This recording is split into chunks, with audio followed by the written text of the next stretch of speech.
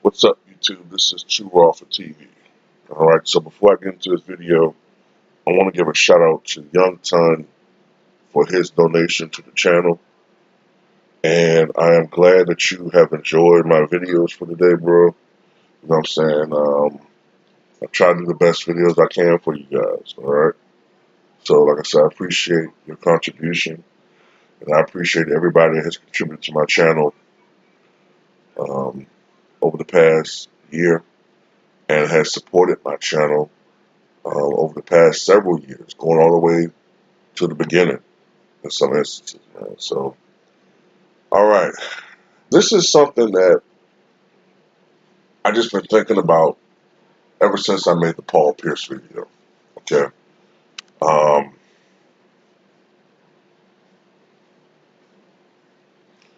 I just it's just something that really just irks me, man. It really irks me what ESPN uh, has done with Kobe Bryant. I think it was wrong, and I think it's wrong. Not everybody that's affiliated with ESPN, but it has to come from management on down, okay? And it's just deplorable what they've done with Kobe. ESPN, you presume to destroy Bryant's legacy. Insects, you should pay for your hubris. Right now!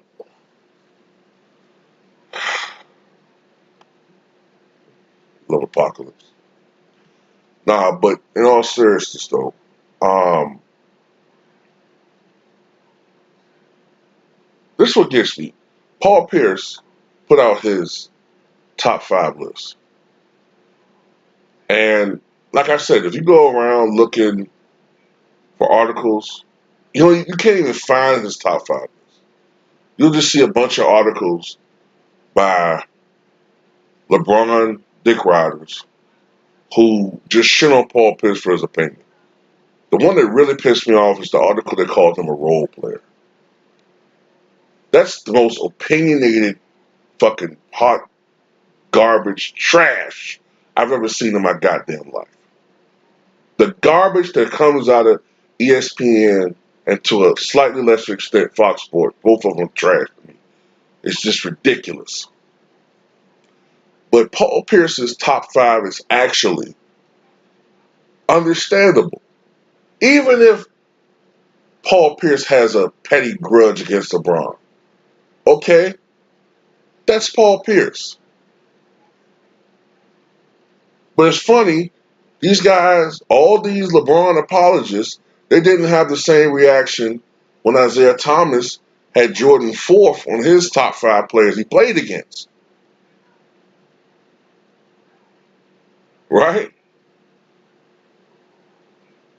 If you look at his top 5, Kareem, Bird, Magic, Jordan, and Dr. J, like I said, only Magic, Bird, and Jordan were in their primes for the most part. And only and Jordan were in the same division. And I don't remember the Pistons coming up with rules for anybody other than Jordan. But that's a whole different argument. You didn't hear them making a big fuss about that, right? But Pierce came out with a list with his top 5 being Jordan, Kareem Abdul-Jabbar. I believe next was Bill Russell, I believe it was. Magic Johnson, Kobe Bryant. Now, some people might be like, well, why is Bill Russell there? That's that man's opinion. Okay? That's his opinion. And it's not like a ridiculous one. I mean, the man did totally dominate the era he played in, no matter how many teams there were.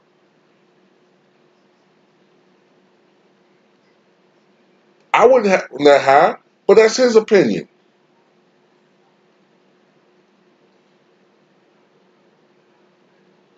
And I'm sick of people disrespecting Kareem. Like 50 Cent, dumbass.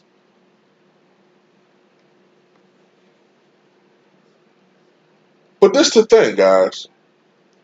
Kobe was fifth on that list.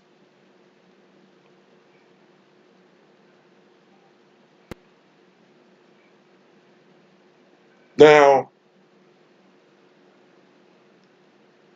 I saw many articles say, with all due respect, Kobe's a great player, but he shouldn't be on anyone's top five, right? Now, if we remember Kobe Bryant's entire career, right?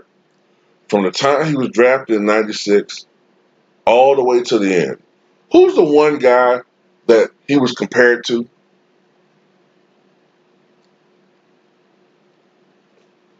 Absolutely. They didn't have to say it. From the slam dunk contest to this first All Star game to the 9 game streak of 40 points, the way he talked, the way his game was patterned after, with some modifications. The 81 point game, the 62 point games in 3 quarters, the 4 straight games of at least 50 points in the 2006 2007 season. Not to mention the 5 NBA championships. Okay? His drive to win, his competitiveness, everything reminded you of Michael Jordan. This is the thing that pisses me off the most about these idiots. They will tell you Kobe Bryant is the closest thing to Michael Jordan. There was a fierce debate, and a lot of you are old enough to remember this, older than I am. There was a fierce debate, just like there is now, as to who was the GOAT, Michael Jordan or Kobe Bryant. Okay? The GOAT. Okay? The GOAT. The GOAT. Not who was the nicest guy, not who baked the best souffle, not who, uh, had the nicest head of hair when they had hair. Who was the GOAT? So if the debate was who was the GOAT, why is it now blasphemous to put Kobe Bryant top five? Because apparently back then you had Kobe ahead of everybody except Jordan, arguably.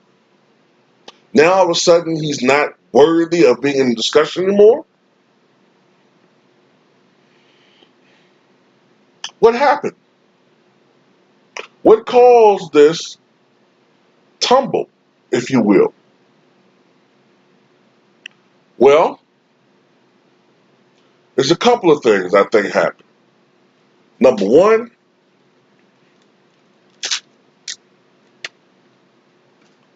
everybody loves a winner, and everybody loves you when you're on top. I think when the Lakers started regressing again as a franchise after 2013, 2014, Lakers didn't get as much coverage as they once did. They weren't talked about as much as they were outside of LA. And Kobe Bryant diminished as a basketball player after his Achilles injury. I think that's part of it. I think that's a little bit part of it. But shout out to, I cannot remember the guy, but he was in LB's chat the other day. And he gave one of the best answers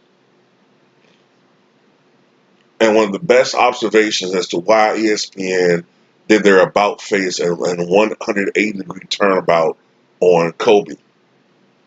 And it's this. I believe it was the beginning of the 2004 14-15 season, when the season was beginning. And they named Kobe Bryant the 25th best player in the league. The 25th. This is a guy who was the consensus best player in the league.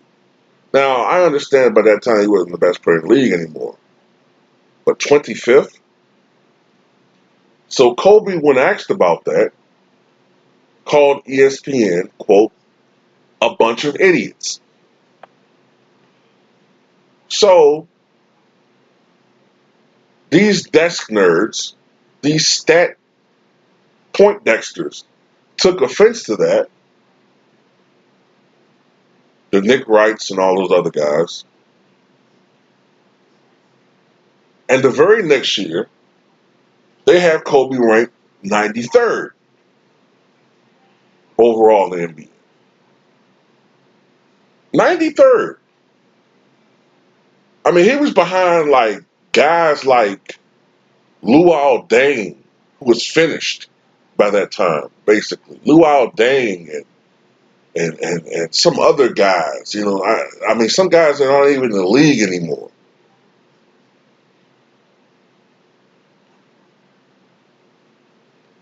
Now, a lot of them faked, you know, a lot of them showed crocodile tears and faked sympathy when Kobe passed away earlier this year, like Jason Fatback and Nick Christopher Moltisanti. Christopher. And Christopher Moltisanti knows right. They faked it. Matter of fact, Nick Wright got caught talking shit about Kobe the minute. I mean, he must have hit the enter button and send button immediately after LeBron scored the bucket that put him ahead. Or was it a free throw? I can't remember. That put him ahead of Kobe. I mean, immediately, Nick Wright was posting all this shit on Twitter, just shitting on Kobe. All these stats, and now that he's ahead of Kobe in points, now there's nothing anyone can say to put him ahead of LeBron.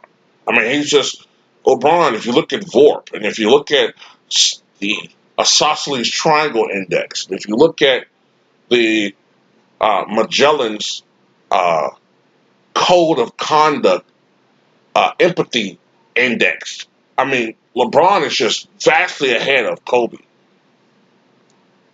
The next day, my memories of Kobe. He was a great father. Man, get out of my face, man. You couldn't wait to shit on that man.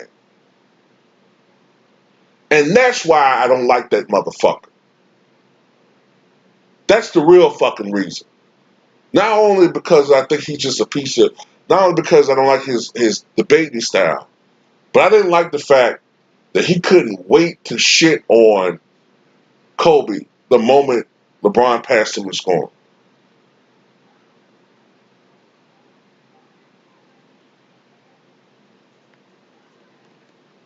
I'm gonna say this.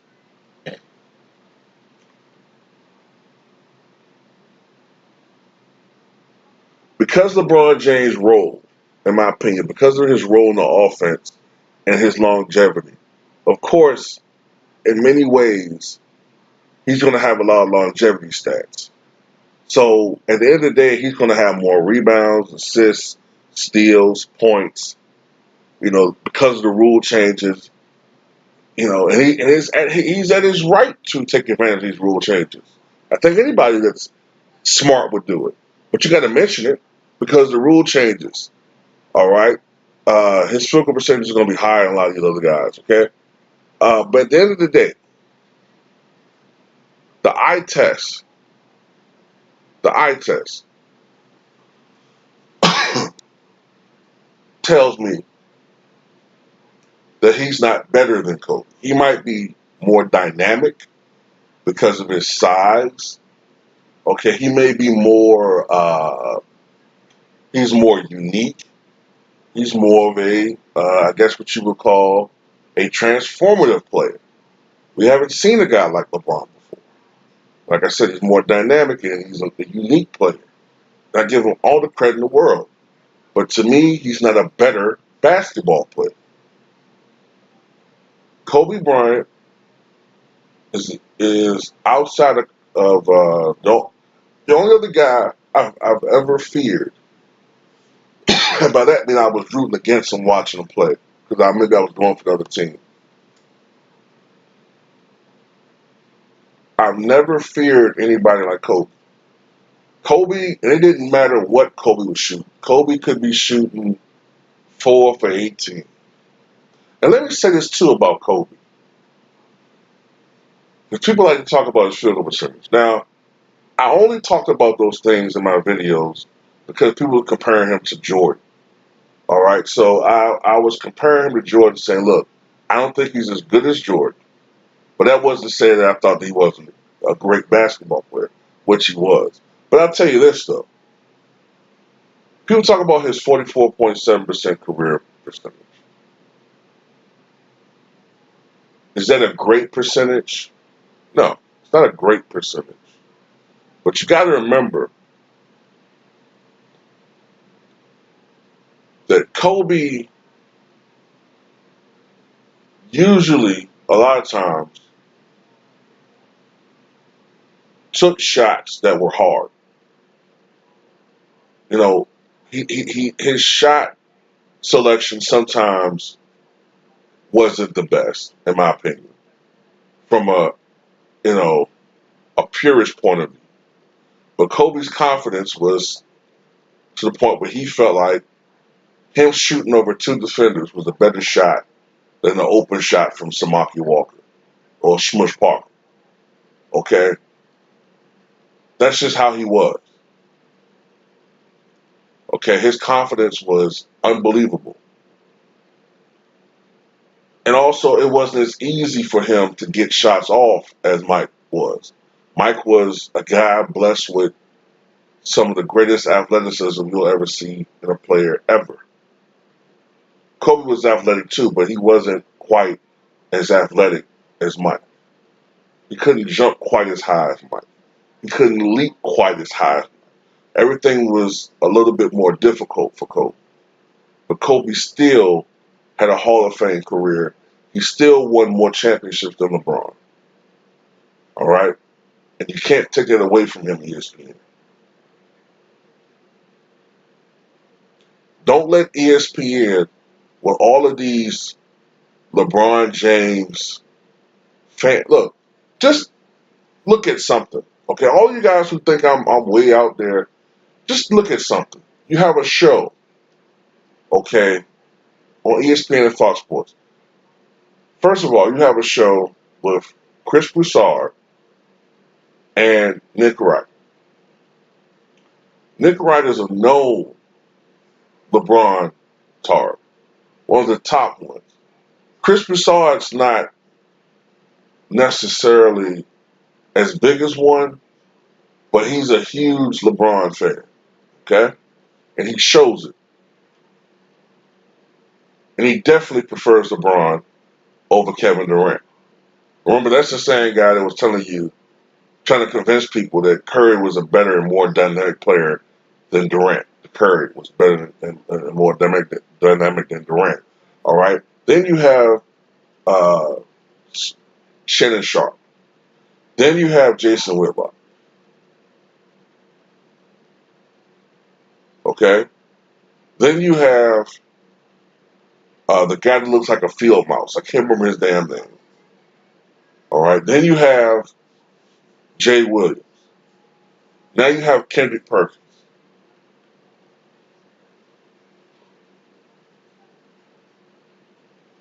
Richard Jefferson. Damon Jones. They're all over.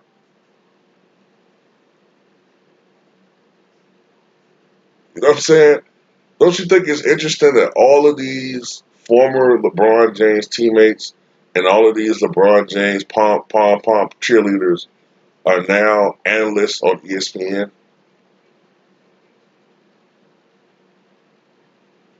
Like I said before, I've never seen anything like before in my life. Ever.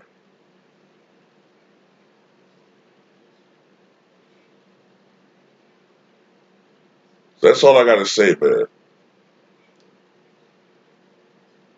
Take everything they say with a grain of salt.